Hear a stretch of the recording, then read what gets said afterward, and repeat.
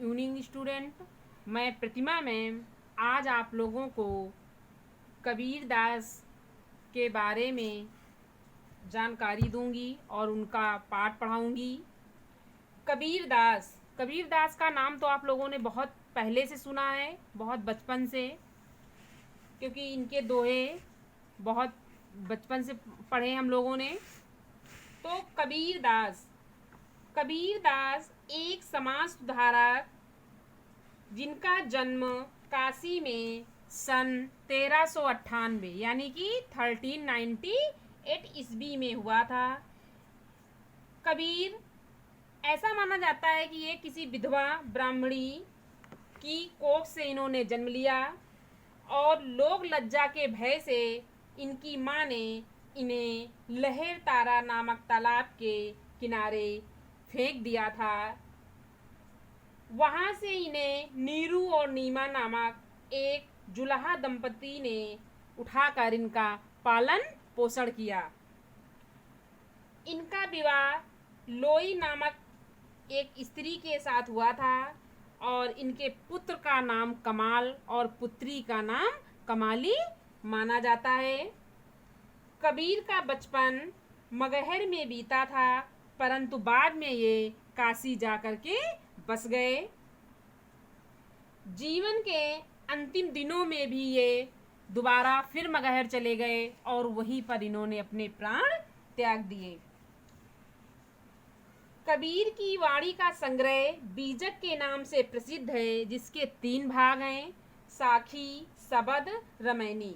जैसे कि मैं आज आप लोगों को साखी के कुछ दोहे पढ़ाऊंगी। अभी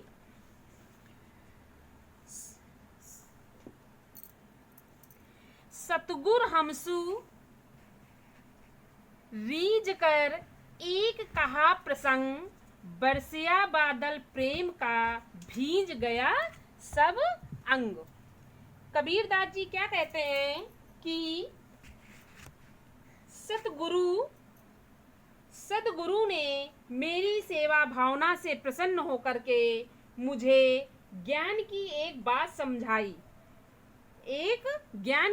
समझाई, जिसे सुनकर मेरे हृदय में ईश्वर के प्रति एक सच्चा प्रेम उत्पन्न हो गया। वह उपदेश मुझे ऐसा लगा मानो ईश्वर प्रेम रूपी जल से भरे बादल बरसने लगे हों और उस वर्षा से मेरा अंग पूरी तरह से भीग गया।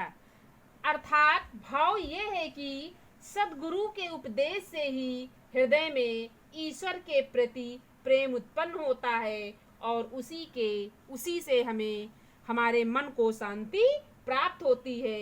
इस प्रकार जीवन में गुरु का अत्यधिक महत्व है। दूसरा है हमारा, राम नाम के पट तरे देवे को कछु नाही, क्या ले गुरु संतोषिए हौस रही मन माही। कबीर दास जी कहते हैं कि गुरु ने मुझे ज्ञान दिया है और राम नाम का महत्व समझाया है।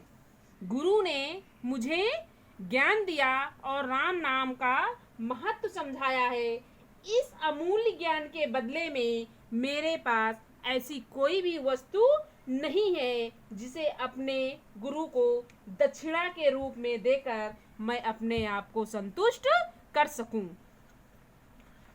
गुरु को गुरु दक्षिणा देकर संतुष्ट होने की मेरी अभिलाषा मेरे मन के अंदर ही रह गई, क्योंकि ज्ञान ही सबसे बड़ा दान है और उसका मूल्य कोई भी नहीं चुका सकता है।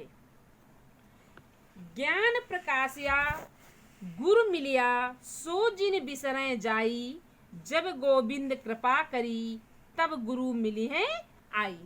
कबीर दास जी कहते हैं यदि आपको सच्चा गुरु मिल जाए तो आपके चारों ओर ज्ञान का प्रकाश ही फैल जाता है। इसलिए जो गुरु हमें ज्ञान का प्रकाश देता है उसे कभी भी मुझे नहीं भूलना चाहिए। अर्थात हमें हमेशा कृतज्ञ बने रहना चाहिए, क्योंकि ईश्वर की कृपा से ही किसी को सच्चा गुरु मिलता है। आगे है, माया दीपक नर पतंग भ्रम भ्रम युवे पड़ंत, कहे कबीर गुरु ज्ञान थे एक आध उबरंत। कबीरदास जी के दोहे में बहुत अच्छे हैं, इसमें बहुत ज्ञान की बातें बताई हैं। अब आगे बता रहे हैं कि जिस प्रकार कीट पतंगे कीड़े मकोड़े दीपक के प्रकाश से मुग्ध होकर दीपक में आकर के जलकर मर जाते हैं, ठीक उसी प्रकार मनुष्य भी माया मोह के बाहरी आकर्षक रूप पर मुग्ध होता है और अपने आप नष्ट हो जाता है। केवल गुरु से प्राप्त ज्ञान ही हमें इस माया मोह के बंधन से मुक्त करके हमें नष्ट होने से बचा सकता है।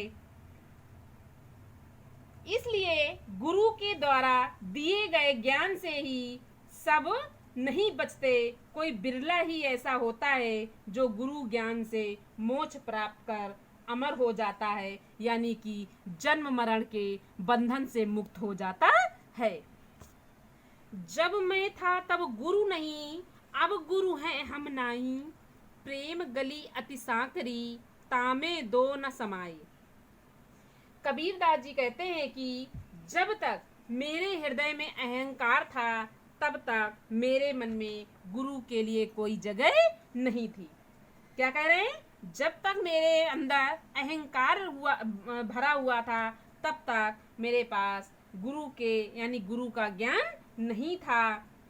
अब मेरे मन में गुरु के प्रति श्रद्धा और प्रेम उत्पन्न हो गया है तो मेरा संपूर्ण अहंकार ही नष्ट हो गया है।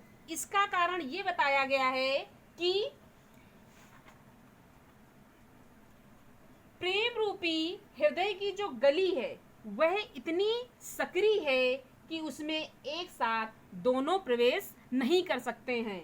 यानी कि यदि आपके अंदर अहंकार होगा तो ज्ञान नहीं होगा, अगर ज्ञान होगा तो अहंकार नहीं होगा। तो अगर आपके पास गुरु की भक्ति आ गई है तो अहंकार को भागना ही पड़ेगा। Thank you. आज मैं सिर्फ 5 ही दोहे पढ़ाऊंगी, आगे मैं कल इसके आगे पढ़ाऊंगी।